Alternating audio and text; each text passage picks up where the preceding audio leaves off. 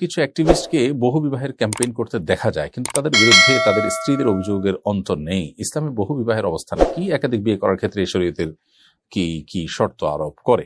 প্রথম কথা হলো যে একাধিক বিয়ে করা এটি শরিয়া দৃষ্টিকোণ থেকে জায়েজ একটি কাজ, অর্থাৎ প্রয়োজন হলে স্বাভাবিক অবস্থায় এটি জায়েজ, বা প্রয়োজন ছাড়াও কেউ যদি এটি করতে চান তার জন্য এটি জায়েজ আছে, তবে দুটি শর্তে। প্রথমত, একাধিক স্ত্রীর ভরণ পোষণ দেওয়া এবং সার্বিকভাবে একাধিক স্ত্রীর যত হক আছে সেটি স্ত্রী সুলভ যে হক আছে সেই হক আদায় করার মতো সামর্থ্য থাকতে হবে।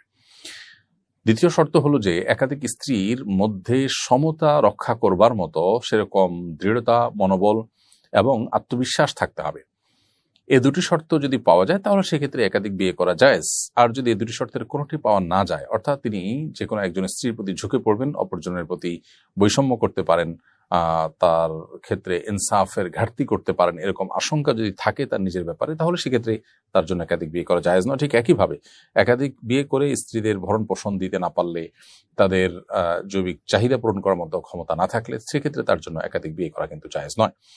অতএব একাধিক বিয়ে করা জাস্ট একটা জায়েজ কাজ। এই জায়েজ কাজকে নিয়ে অনেক বেশি বাড়াবাড়ি করা বা এটাকে প্রতিষ্ঠা করার জন্য অনেক বেশি চেষ্টা করার কোনো বিশেষ যৌক্তিকতা নেই। তবে এটা ঠিক যে আমাদের সমাজে একাধিক বিয়ে নিয়ে নানা রকমের ট্যাবু আছে এবং মানুষের ভুল ধারণা আছে, সেটি ভাঙানোর জন্য আলোচনা হতে পারে, এবং সেটি ভাঙানোর উদ্দেশ্যে কেউ যদি এই জায়েজ কাজটি করেন ওই যে শর্ত সাপেক্ষে, তাহলে সেটা মৌলিকভাবে প্রশংসনীয় কাজ। কিন্তু তিনি নিজেই যদি বেইনসাফের মধ্যে পড়ে যান এবং স্ত্রীদের হক বা অধিকার সঠিকভাবে আদায় করতে না পারেন, তাহলে সেক্ষেত্রে তার জন্য কিন্তু এটি জায়েজ নয়। অবস্থাভেদে আবার কখনো কখনো একাধিক বিয়ে করা যায় ওয়াজিবও হতে পারে। কোনো ব্যক্তি একাধিক বিয়ে না করলে তার চরিত্র ঠিক রাখছেন, একজন স্ত্রী হয়তো তার অসুস্থ, সেক্ষেত্রে তার আরেকটা বিয়ে করা জরুরি এবং তার সে সক্ষমতাও আছে, সব মিলিয়ে শর্ত পূরণ করার মতো যোগ্যতা আছে, তাহলে তার জন্য চরিত্র রক্ষার জন্য একাধিক বিয়ে করা আবশ্যক হতে পারে। আবার যার জন্য একাধিক বিয়ে করলে স্ত্রীদের হক আদায় করার সামর্থ্য যার মধ্যে নাই, তার জন্য একাধিক বিয়ে করা কিন্তু আবার নাজায়েজ হতে পারে। অর্থাৎ বিষয়টি ভ্যারি করে ব্যক্তির অবস্থার উপরে। আমার পছন্দের পোশাক কামিজ, কিন্তু আমার স্বামী আমাকে শাড়িতে পছন্দ করেন। পোশাক পরিধানের ক্ষেত্রে কার পছন্দকে প্রাধান্য দিবে? বিষয়ে শরীয়ত কি স্ত্রীকে কোনো নির্দেশনা দিয়েছে? মৌলিকভাবে তো সাধারণ এবং স্বাভাবিক অবস্থা, বিশেষ করে অন্যান্য মানুষজন থাকে বাসায়, এরকম অবস্থাতে শাড়ির চাইতে কামিজ মানুষের মহিলাদের সতর ঢাকার জন্য অধিকতর উপযোগী, এতে কোনো সন্দেহ নেই। কিন্তু স্বামী যদি আপনাকে শাড়িতে বেশি পছন্দ করেন এবং একান্তে যখন স্বামী স্ত্রী থাকেন এবং অন্য কোনো মানুষ আপনার বাসা বাড়িতে থাকে না, বা যিনি আপনার একান্ত আপনার মাহরাম, ডেফিনেটলি গায়ে মাহরামদের সামনে তো আপনার শাড়ি কেন, কামিজ পরেও মুক্ত চেহারায় বা আপনার মাহরাম মানুষদের মতো করে তাদের সাথে যাওয়াতে এমনিতে জায়েজ নয়। কিন্তু শ্বশুর আছেন বাসায় বা অন্য কেউ আছেন, ছেলেরা বড় আছেন, এরকম পরিস্থিতিতে শাড়ি না পরে কামিজ পরাটা উত্তম। কিন্তু স্বামী যদি এটাকে প্রায়োরিটি দেন বা পছন্দ করেন, সেক্ষেত্রে যাতে করে শরীরের কোনো অঙ্গ প্রত্যঙ্গ দৃষ্টিকটুভাবে খোলা না থাকে, সেদিকটা খেয়াল রেখে আপনি শাড়ি পরতে পারেন। আর একান্ত কক্ষে স্বামী যেটা পছন্দ করবে সেটা আপনার পরিধান করাটাই হলো উচিত।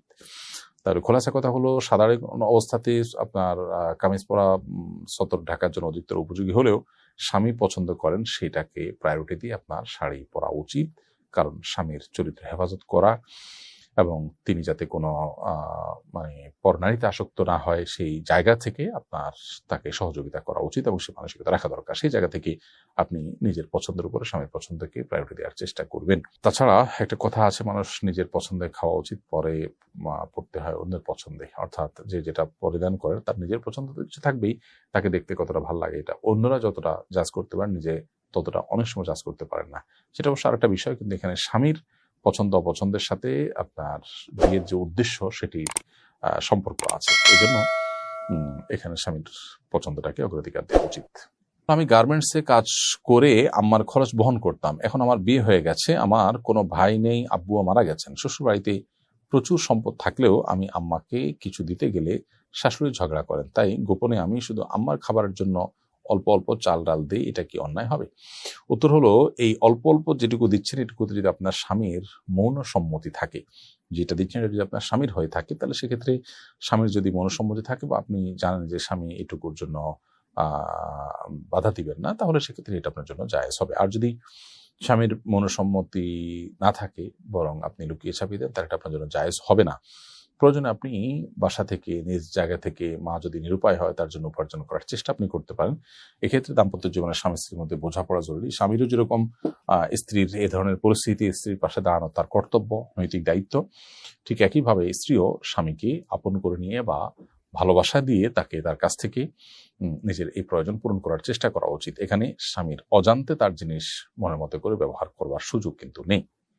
আমার মেয়ে বাসা থেকে 5 মাইল দূরে এক মাদ্রাসায় পড়ে, প্রতিদিন একাই যাতায়াত করে। আমি ব্যবসার কাজে ব্যস্ত থাকি আর নিয়ে যাওয়ার মতো অন্য কেউ নেই। এতটুকু দূরে কোনো মাহরাম ছাড়া মেয়েরা যাতায়াত করতে পারবে কিনা? উত্তর হলো যে 5 মাইল যেহেতু সফরের দূরত্ব নয়, অতএব শরীর দৃষ্টিকোণ থেকে এতটুকু দূরত্ব মেয়েরা একাকী যাতায়াত করতে পারবে এবং এখানে মাহরাম থাকা আবশ্যক নয়। সফরের দূরত্ব যদি হয়, ধরুন 75 কিলোমিটার দূরে যাবে মেয়ে, তাহলে সেক্ষেত্রে তার সাথে একজন মাহরাম অবশ্যই থাকতে হবে। ভাই, বাবা, মামা, চাচা, দাদা, নানা, যারা তাদের মাহরাম, এরকম কোন একজন পুরুষ থাকতে হবে সাথে, এবং এটা তার বডিগার্ডের মতো, তার নিরাপত্তার প্রয়োজনে, তার কোনো অনভিপ্রেত পরিস্থিতির মুখোমুখি যেন না হয়। মুসলিম নারী অনেক তার মর্যাদা অনেক বেশি আল্লাহর কাছে এবং ইসলামের দৃষ্টিতে, অতএব সেজন্য একজন মাহরাম সাথে থাকার নির্দেশ ইসলাম করেছে। কিন্তু 5 মাইল দূরত্ব এটা যেহেতু কোনো সফরের দূরত্ব নয়, অতএব এখানে একাকী যাতায়াত করতে পারে, মৌলিকভাবে এটি জায়েজ আছে। তবে নিরাপত্তার ঝুঁকি, আজকাল যে ফিতনা সংকুল সময়, এই সময়টাতে ব্যবসা বাণিজ্য বা অন্য ব্যস্ততার অজুহাতে মেয়েকে প্রতিদিন এরকম 5 কিলোমিটার মতো দূরত্ব একাকী আসা যাওয়া করতে দেওয়ার চাইতে তার সাথে একজন গার্ডিয়ান, একজন অভিভাবক বা কেউ না কেউ সাথে থাকা, এটা উচিত এবং তার নিরাপত্তার জন্য অধিকতর কল্যাণকর। আমি এক মেয়ের সঙ্গে হারাম সম্পর্কে ছিলাম, কিছুদিন পর সে বিয়ে করে ফেলে, কিন্তু এখনো আমি তাকে ভুলতে পারি না। তার প্রতিও মায়া আরো বেড়েছে। সে নিজেও মাঝে মাঝে মেসেজ দিয়ে বলে আমাকে ভুলতে পারে না এবং খুব মিস করি। কি করলে আমার মন ভালো হবে এবং আল্লাহর সন্তুষ্টি অর্জন করতে পারবো? ভাই রাজিবুল, হারাম সম্পর্ক থেকে বের হয়ে আসার জন্য মানুষের দৃঢ় সংকল্পের কোনো বিকল্প নেই। হারাম সম্পর্ক আপনাকে জাহান্নামী করে তুলবে এবং দুনিয়ার জীবনকেও আপনার জাহান্নামে পরিণত করতে পারে। আল্লাহ এবং তার রাসূল সাল্লাল্লাহু আলাইহি ওয়াসাল্লাম নিষিদ্ধ করেছেন, সেজন্য এই পথ থেকে বের হয়ে আসার জন্য দৃঢ় সংকল্প, এটি আপনাকে ফিরিয়ে আনতে পারে এবং সেটা আল্লাহর কাছে চেয়ে নেওয়া এবং নিজের পর নিজে কঠোর হওয়াটা হলো সবচেয়ে বড় বিষয়। এই যে ভুলতে পারছেন না বলছেন, আপনি যদি ভোলার জন্য প্রয়োজনে কোনো অভিজ্ঞ বা এক্সপার্ট মানুষদের সাহায্য নেন, কোনো প্রয়োজনে কোনো মনোরোগ বিশেষজ্ঞ সাহায্য নেন যিনি দিনদার মানুষ, যদিও এক্ষেত্রে দিনদার মানুষদের উপস্থিতি বা আনাগোনা কম, তারপরও আপনি চেষ্টা করে যতটুকু পান ততটুকু সাপোর্ট যদি আপনি নেন, ইনশাআল্লাহ আশা করা যায় আপনি এখান থেকে ফিরে আসতে পারবেন। প্রয়োজনে আপনি ভালো কোনো জায়গা বিয়ে করার চেষ্টা করেন এবং সেখানে ইনভলভ হয়ে গেলে আশা করা যায় ধীরে ধীরে আপনি ভুলে যাবেন এবং এই যে তার সাথে মেসেজ আদান প্রদান করার ব্যাপারটা সেটা আপনি বন্ধ করে দিতে হবে।